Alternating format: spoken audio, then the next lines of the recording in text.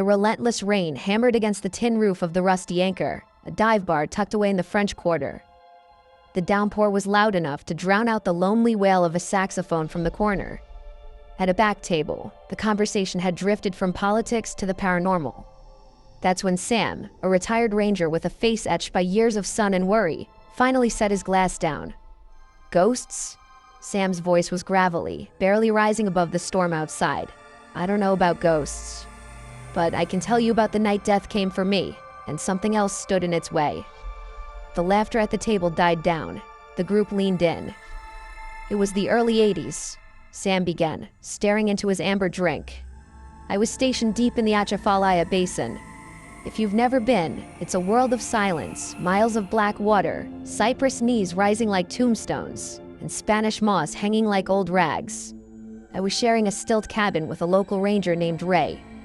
Ray was born in the bayou, a man who believed the swamp had eyes. He warned me about the swamp fever, said it rolled in with the fog. I was young, arrogant, I didn't listen. Sam paused, a shadow crossing his face.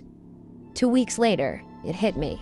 It wasn't just a flu, it was a fire in my veins. I was burning up, shaking so hard the cot rattled against the floorboards. Then came the storm. A hurricane was tearing through the Gulf, cutting us off completely. I was fading fast. I remember Ray and a visiting medic standing over me, their faces pale in the lantern light. They were terrified. Not for me, but of me. They thought it was contagious. I heard the medic whisper, "He won't make the sunrise. Cowards." They grabbed their gear and bolted for the boat shed, locking the cabin door behind them. They left me there, alone, in the dark, to die. The wind screamed like a banshee. The fever dragged me into a hallucination. I was drowning in heat. I accepted that this was the end. That's when the air changed. The room went unnaturally cold. Through the haze of my fever, I saw her, a young woman. She stepped out of the shadows, dripping wet, though the roof wasn't leaking. She wore tattered clothes from another time, her hair matted with river mud. She didn't walk, she glided. I couldn't speak, my throat was closed up. I watched, paralyzed, as she picked up a piece of driftwood from the floor. She began to move around my cot, scrape, scrape, scrape. The sound was rhythmic, hypnotic. She was carving an invisible circle around me. 3 times she circled my bed, then she stopped. She leaned over me, her face inches from mine. Her eyes were endless pools of black. In a voice thick like molasses, she whispered, "Hush now. The line is drawn. Evil cannot cross. Sleep." She sat by my head as the thunder shook the cabin. In the flashes of lightning, I saw sweat pouring down her face. She was trembling, gasping for air, as if she was physically wrestling the sickness out of my body, absorbing my death into her own. Her presence was terrifying, yet it was the safest I've ever felt. The pain faded, the fire in my blood turned to ash. I fell into a deep, heavy slumber. I woke to silence. The storm had broken. Sunlight sliced through the cracks in the wall. I sat up, weak but alive. The fever was gone. Vanished. Ray came in an hour later, shovel in hand, ready to dig a grave in the mud. He dropped it when he saw me sitting there. He swore on his mother's grave that he had double-locked that door. No human could have entered. Sam finished his drink in one gulp. I never saw her again. I asked the locals, the old Cajun grandmothers. They just smiled and touched their rosaries. They say the swamp takes, but sometimes it gives back. I don't know who she was, Sam said, putting his hat on. All I know is that night, the living left me for dead. And the dead? Well, she kept me alive. The air in Black Hollow, Louisiana, was always thick enough to chew on. Here, the Spanish moss didn't just hang from the trees. It draped over the swamp like a funeral shroud, hiding secrets that folks said were better left rotting in the mud. Sam Miller, didn't care for secrets. He was a man of diesel and grease, a mechanic who believed in what he could touch. He had no patience for the hoodoo tales his neighbor Matthew spun on the porch every evening. But that skepticism was tested the day Sam's niece, Rosie, came sprinting out of the bayou. "Uncle Sam, look what I found," Rosie chirped, her small hands clutching something pale and smooth. It was a bone, too long for a raccoon, too polished to be just debris. It looked uncomfortably like a human forearm. Sam frowned, wiping oil from his hands with a rag. "Drop that nasty thing, Rosie. Where on earth did you dig that up?" "By the old willow stump," she said, innocent as the day was long. Matthew, who had been whittling cedar wood on the steps, went rigid. The knife slipped from his hand, clattering onto the wood. He walked over, his eyes wide and terrified. "That ain't no animal bone, Sam," Matthew whispered, his voice trembling like a leaf in a storm. "That's a hex bone. Someone's been working roots out there. You bring that into your home, and you're inviting the devil to dinner." "Hogwash." Sam grunted, though an inexplicable chill raced down his spine. He snatched the bone from Rosie and tossed it onto the compost heap near the edge of the woods. "It's a deer leg, nothing more. Go wash up, Rosie." But as the sun dipped below the cypress trees, the piece of Black Hollow shattered. It started with the hounds. They didn't just bark, they howled, a mournful, guttural sound, staring fixatedly at the compost heap. Then, the fever struck. Rosie woke up, screaming in the dead of night, her skin burning hot, babbling deliriously about a man with no arms standing at the foot of her bed. Dr. Richard, the town physician, arrived the next morning. He checked her pulse, wiped his brow, and shook his head. "It's a summer flu, Sam. Maybe hysteria brought on by this heat," he said, packing his bag. But Sam saw the way the doctor glanced around the room, uneasy, as if the shadows were leaning in too close. Days bled into nights, and the sickness didn't break. The house felt heavy, pressurized like a jar about to burst. Even Sam, the man of logic, found himself waking at 3 a.m., drenched in cold sweat. In the silence, he swore he could hear it, tap, tap, tap, like dry bones striking floorboards. On the fourth evening, Matthew appeared at the screen door, clutching a jar of foul-smelling herbs. "You gotta burn it, Sam," Matthew pleaded, his eyes bloodshot. "Fire cleanses. The spirit wants its peace back, or it'll take the girl instead."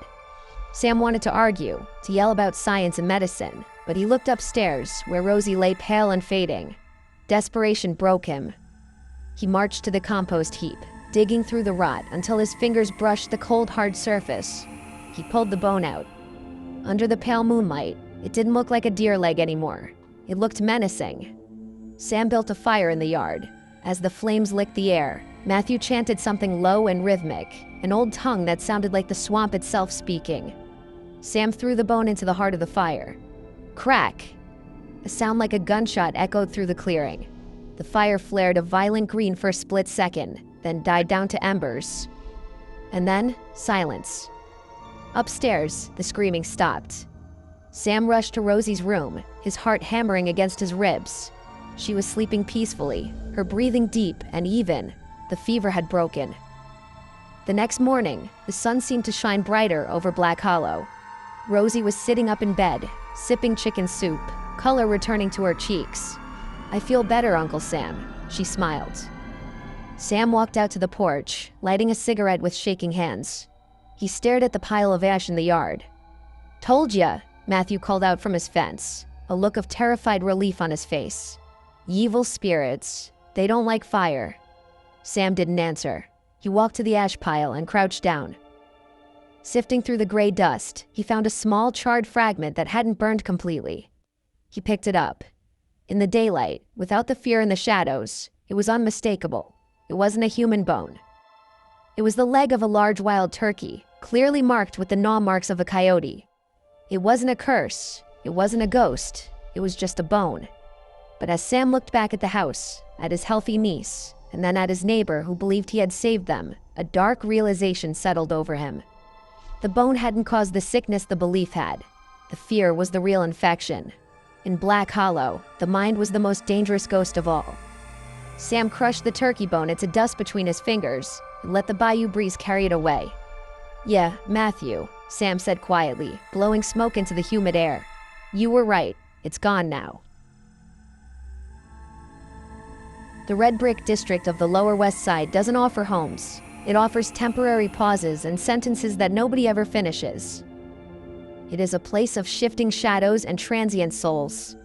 A young man dragged his feet up the crumbling steps of one such building. He had been searching for his lost love for 5 agonizing months. His eyes, hollowed by sleepless nights, scanned the peeling paint of the front door before his trembling finger pressed the bell. the landlady appeared, looking as if she were sculpted from the same gray dust that coated the hallway. "I need a room," the young man rasped, his voice cracking with weary desperation. "It doesn't have to be nice, just cheap. And I have to ask, have you seen a girl? Small, fair, voice like a lark? She sings in the theaters. Eloise Vashner?" The landlady wiped her hands on a stained apron, her expression unreadable. "Honey, we get hundreds coming and going. Nobody stays long enough to leave a name, let alone a memory. But I have the third floor back vacant. Had a vaudeville couple last week. Before them, a gambler." He took it. The room was a graveyard of discarded lives, a threadbare carpet, a dresser with a missing handle, and walls stained with the fingerprints of strangers. He sat on the edge of the sagging bed, the crushing weight of New York City resting on his shoulders. And then the air changed. It wasn't the damp rot of the wallpaper or the stale dust. It was something vibrant, a phantom scent cut through the gloom, sweet, heavy, and undeniable. Mignonette. Eloise. He shot up, his heart hammering against his ribs. The scent wasn't just a memory, it was alive. It filled the room as if she had walked out only moments ago. He tore through the drawers, threw open the closet, grasping at empty air, desperate to find a ribbon, a note, anything. "She's been here," he cried out, the conviction burning in his chest. He rushed downstairs, breathless. "That room," he shouted at the landlady. "Who was there before the vaudeville couple? Tell me, was it a girl? A singer?" The landlady didn't even look up from her sweeping. "I told you, I don't ask questions. Maybe it was a girl. I don't recall." The hope died as violently as it had been born. Defeated, the young man trudged back up the stairs.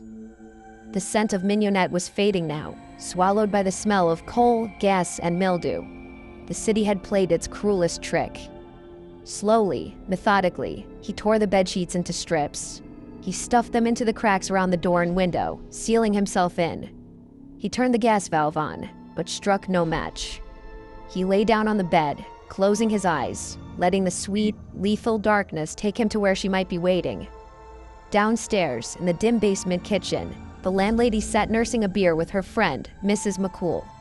"Rented out the third floor back tonight," the landlady muttered. "Young fella. Looked like he was at the end of his rope." Mrs. McCool let out a dry chuckle. "You didn't tell him, did you? About the girl who fixed herself up with the gaslight in that same bed just last Tuesday? The pretty little thing? Are you crazy?" The landlady whispered harshly, glancing at the ceiling. "If I told people a girl killed herself in that room, nobody would ever rent it. Business is business, Mrs. McCool." "True enough," Mrs. McCool agreed, shaking her head. "She was a sweet kid, though. The only trouble she gave was that smell. She wore so much of that perfume. What was it? Mignonette? Lord, we scrubbed and scrubbed, but that smell just won't die." Upstairs, the gas hissed softly in the dark, carrying the young man to the same silence where the girl with the mignonette perfume had gone just 1 week before.